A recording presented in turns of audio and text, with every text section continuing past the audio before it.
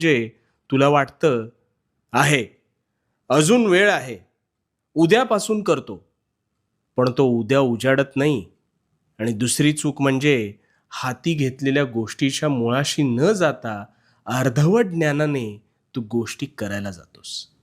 बघ, विचार करून बघ, तुझं तुलाच कळेल.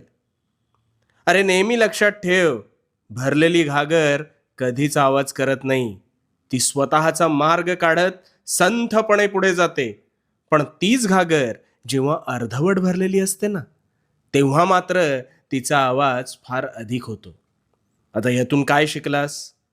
आधी पूर्ण ज्ञान मिळवण्यावर लक्ष केंद्रित करायचं. वेळ ही अशी गोष्ट आहे ना, की जी हातातून पटापट निसटून जात असते.